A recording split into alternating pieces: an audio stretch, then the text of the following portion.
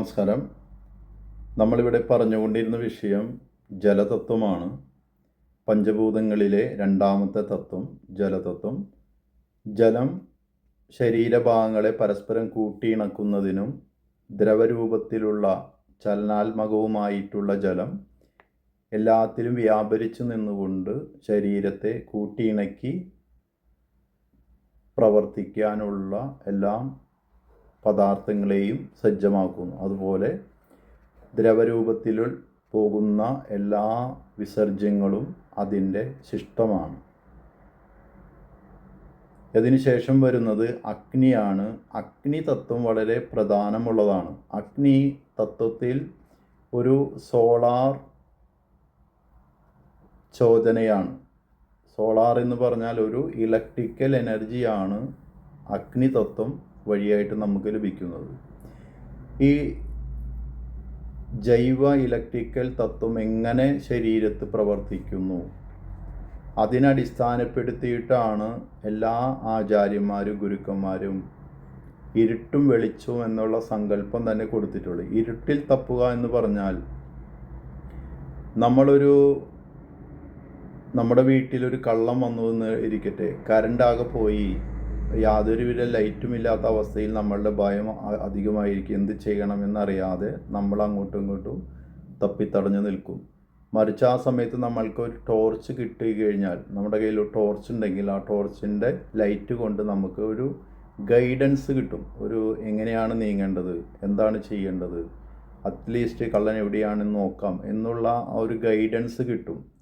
അഗ്നി തത്വത്തിൻ്റെ പ്രത്യേകത തന്നെ, നമ്മളൊരു മെഴുകുതിരി കത്തിച്ചിട്ട് ഈ മെഴുകുതിരി മുകളിലേക്കാണ് കത്തുള്ളൂ. അത് നമ്മൾ തിരിച്ചു പിടിച്ചാലും ഇത് താഴേക്ക് കത്തില്ല, മുകളിലേക്കേ കത്തുള്ളൂ. അഗ്നിയുടെ പ്രത്യേകത തന്നെ മുകളിലേക്ക് വ്യാപരിക്കാനുള്ള പ്രവണത അതിന് കൂടുതലാണ്. ഈ വ്യാപനത്വമാണ് നമ്മളിൽ ശരീരത്തിൽ രൂപാന്തരം പെടുത്തുന്നത്. ശരീരത്തെ രൂപാന്തരപ്പെടുത്തുന്നതിൽ ഏറ്റവും മുഖ്യ പങ്ക് വഹിക്കുന്നത് അഗ്നിയാണ്. അപ്പോൾ ജലതത്വം വരെ ഭൂമിതത്വം വരെയുള്ള, ഭൂമിതത്വം അനക്കമില്ലാത്ത ശരീരവും ജലതത്വം എന്ന് പറയുന്നത് കൂട്ടിയിണക്കുന്ന സ്വഭാവമുള്ള ശരീരവും, അഗ്നിതത്വം എന്ന് പറയുന്നത് ശരീരത്തെ വ്യാപിപ്പിക്കുക, അതായത് മാറ്റുക, രൂപാന്തരം സംഭവിക്കുക. ആ മാറ്റുന്ന പ്രക്രിയയിൽ പ്രധാനപ്പെട്ട പങ്ക് വഹിക്കുന്നതാണ് അഗ്നിതത്വം. അഗ്നിതത്വത്തെക്കുറിച്ച് വിശദമായിട്ട് തന്നെ നമുക്ക് പഠിക്കേണ്ടതുണ്ട്. അഗ്നിതത്വം വളരെ പ്രധാനപ്പെട്ട ഒരു തത്വമാണ്. അഗ്നി രൂപാന്തരം പ്രാപിച്ചാണ് നമ്മുടെ വാക്ക് പോലും ആകുന്നത്. അപ്പോൾ അഗ്നിതത്വത്തെക്കുറിച്ച് ഞാനൊന്ന് എഴുതിയെടുത്ത് തന്നെ നോട്ടൊന്ന് വായിക്കാം. ശരീരത്തിലെ അഗ്നിതത്വം, ഭൂമി ആദ്യം രൂപം കൊടുത്തു, ഭൂമി അത് കൂട്ടിയിണക്കി, ജലം അത് കൂട്ടിയിണക്കി, ഇനി അഗ്നിയാണ് രൂപാന്തരം നടത്തുന്നത്. ജീവൻ്റെ ഊർജം തന്നെ അഗ്നിയാണ്. ഗുണങ്ങൾ: ഉഷ്ണ സ്വഭാവം, അതായത് ചൂടുള്ളതാണ് അഗ്നിയുടെ സ്വഭാവം. തീക്ഷ്ണ സ്വഭാവം, മൂർച്ചയുള്ളതാണ്. അതോടൊപ്പം മൂർച്ചയുള്ളതുമാണ്, തുളച്ചു കയറുന്നതുമാണ് അഗ്നി. ലഘു, ഭാരം കുറഞ്ഞതാണ്, മുകളിലേക്ക് പായുന്നതാണ്. അതായത് താഴത്തേക്ക് ഒരിക്കലും അഗ്നി പോവില്ല, മുകളിലേക്ക് പായുന്നതാണ്. രൂക്ഷ, നമ്മുടെ ശരീരത്തെ വരണ്ടതാക്കുന്നതാണ്. അഗ്നിതത്വത്തിൻ്റെ ജ്ഞാനേന്ദ്രിയം എന്ന് പറയുന്നത് കണ്ണാണ് നമുക്ക് പ്രകാശം നൽകുന്നതും കളറൊക്കെ നൽകുന്നതും. ലൈറ്റ് എന്നുള്ളൊരു പ്രകാശം അഗ്നിതത്വത്തിൻ്റെ ബഹിസ്ഫുരണമാണ്. അഗ്നിതത്വത്തെയാണ് തത്വത്തിൽ നമ്മളുടെ ശരീരത്തിലെ സൂര്യമണ്ഡലം എന്ന് പറയുന്നത്. സൂര്യമണ്ഡലം നമ്മുടെ നാഭി പ്രദേശം മുതൽ നമ്മളുടെ ഒരു ചാൻ അകലം വരെയുള്ള ഇത്രയും റൗണ്ട് നിൽക്കുന്ന സ്ഥലപ്രദേശമാണ് സൂര്യമണ്ഡലം. ഈ സൂര്യമണ്ഡലത്തിലെ അഗ്നിയാണ് ശരീരത്തിനൊരു ദിശാബോധം, അതോടൊപ്പം നമ്മൾക്കൊരു അവബോധം, അല്ലെങ്കിൽ നമുക്കൊരു തിരിച്ചറിവ്. ടോർച്ച് എടുക്കുമ്പോൾ കിട്ടുന്ന തിരിച്ചറിവ് നമ്മുടെ ഉള്ളിൽ നടക്കുന്നത് തന്നെ ഈ അഗ്നിതത്വം കൊണ്ടാണ്. അഗ്നി മുകളിലേക്ക് പ്രവേശിക്കുമ്പോൾ നമ്മളുടെ ജ്ഞാനമുണരും, ബോധമുണരും. അപ്പോൾ ഇതാണ് അതിൻ്റെ താത്വികമായ അർത്ഥം. അപ്പോൾ അഗ്നി തത്വത്തെ അടിസ്ഥാനപ്പെടുത്തിയിട്ടാണ് തത്വത്തിൽ യോഗ പോലും, ഭാരതീയ തന്ത്രശാസ്ത്രം പോലും മുന്നോട്ട് പോകുന്നത്. അപ്പോൾ അഗ്നിതത്വത്തിൻ്റെ മറ്റ് ധർമ്മങ്ങളെക്കുറിച്ചും കൂടി ഞാൻ വിശദീകരിക്കാം. ശരീരത്തിൽ എവിടെയൊക്കെയാണ് അഗ്നിതത്വം? അഗ്നി എന്നാൽ വെറും തീയല്ല, ദഹനവും രൂപാന്തരവും നടത്തുന്ന ശക്തിയാണ്. അങ്ങനെ നോക്കുമ്പോൾ 13 തരം അഗ്നിയുണ്ട്. അതിൽ ജഠരാഗ്നിയാണ് വയറ്റിലെ ഭക്ഷണത്തെ ദഹിപ്പിക്കുന്ന ദഹനാഗ്നി, ഭക്ഷണത്തെ ദഹിപ്പിക്കുന്നതാണ് ജഠരാഗ്നി. ദ്വാത്വാഗ്നി എന്ന് പറയുന്നത് 7 ധാതുക്കളെയും പോഷിപ്പിക്കുന്ന അഗ്നിയാണ് ദ്വാത്വാഗ്നി. രസം, രക്തം, മാംസം, മേധസ്, അസ്ഥി, മജ്ജ, ശുക്രം.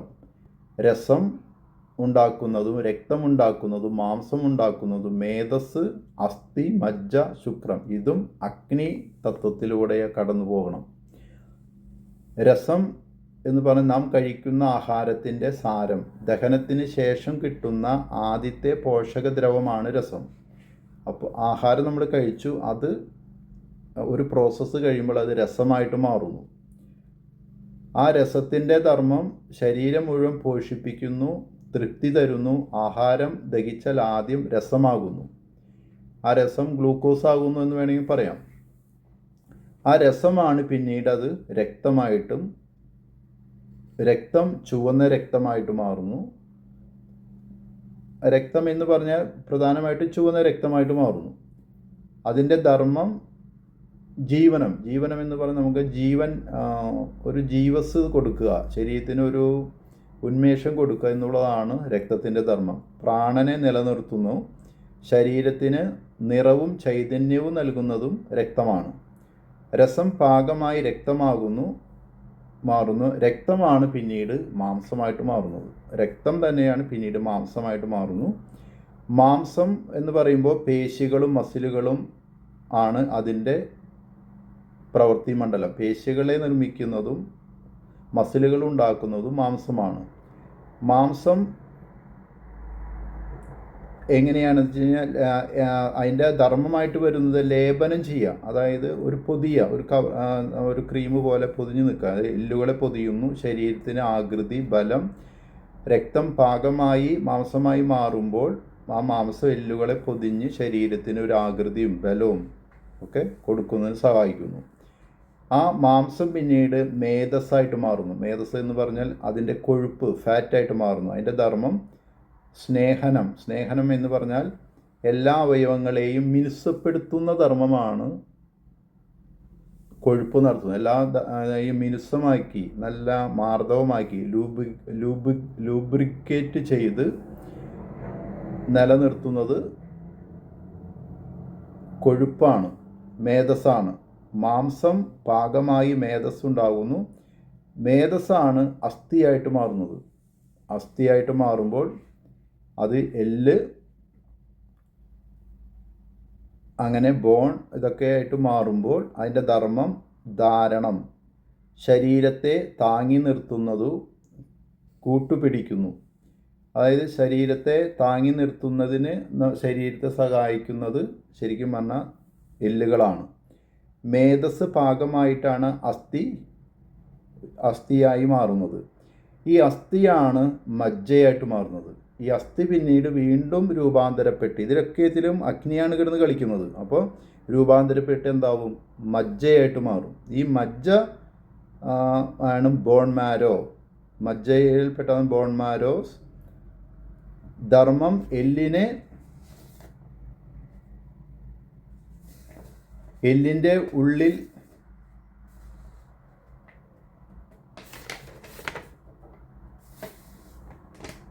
ഉള്ളിൽ നിറഞ്ഞു നിൽക്കുന്നു. അസ്ഥിക്ക് ബലം നൽകുന്നു. ഇതെല്ലാം അസ്ഥി പാകമായി ബലം നൽകുന്നു. അസ്ഥി പാകമായി മജ്ജയാകുന്നു.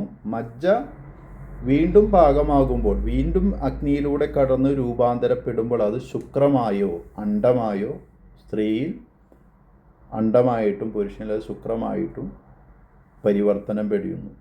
അപ്പോൾ അഗ്നിയുടെ സ്ഥൂല രൂപാന്തരമാണ് സത്യത്തിൽ ശുക്രം. സ്ത്രീയിൽ ആർത്തവവും ഏറ്റവും ശുദ്ധമായ ധാതു ശുക്രമാണ്.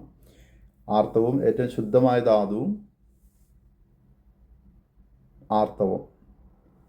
ധർമ്മം, ഗർഭോത്പാദനം സന്താനോൽപാദന ശക്തി, ഓജസ് ഇതിൽ നിന്നാണ് ഉണ്ടാകുന്നത്. അപ്പോൾ സപ്തധാതുക്കളിൽ ധാത്വാഗ്നി സപ്തധാതുക്കളിലൂടെ കടന്നു പോകുമ്പോൾ ഇത് രസം, രക്തം, മാംസം, മേധസ്, അസ്ഥി, മജ്ജ, ശുക്രം എന്നിങ്ങനെ ഒന്നിൽ നിന്ന് പക്വമായി അടുത്തിലേക്ക്, അടുത്തിൽ നിന്ന് പക്വമായി അടുത്തിലേക്ക് പോയി അവസാനം ശുക്രമായി ഭവിക്കുന്നു. ഈ ശുക്രം അഗ്നിയുടെ തത്വത്തിലുള്ള വിസർജ്യമാണ്. എപ്രകാരമാണോ മൂത്രമായി പരുവപ്പെട്ട് ജലം പുറത്തേക്ക് പിന്തള്ളുന്നത്, അതുപോലെയുള്ള അഗ്നിയുടെ രൂപാന്തരം സംഭവിച്ചിട്ടുള്ള ശിഷ്ടഭാഗമാണ് ശുക്രമായി രൂപാന്തരം. അത് സ്ഥൂലതലത്തിൽ അത് ശുക്രമായി മാറുമ്പോൾ സൂക്ഷ്മതലത്തിൽ അത് നമ്മളുടെ വാക്കായിട്ട് മാറുന്നു.